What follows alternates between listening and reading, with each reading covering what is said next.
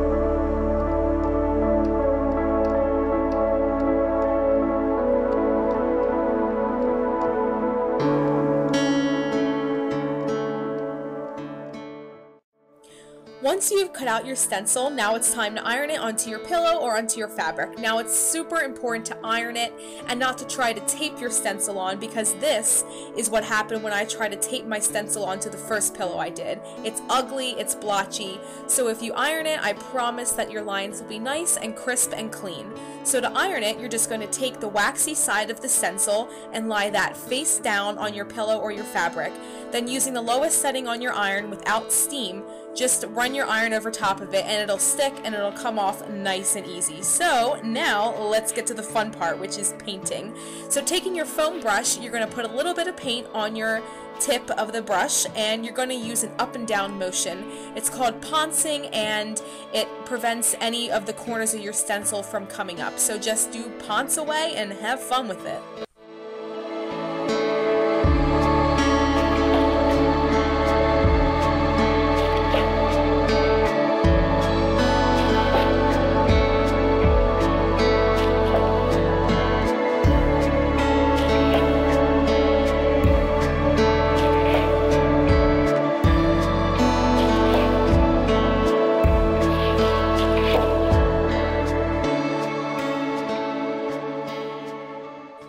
Once you finish painting, now you just have to pull up your stencil very gently, and as you can see, the corners are nice and smooth.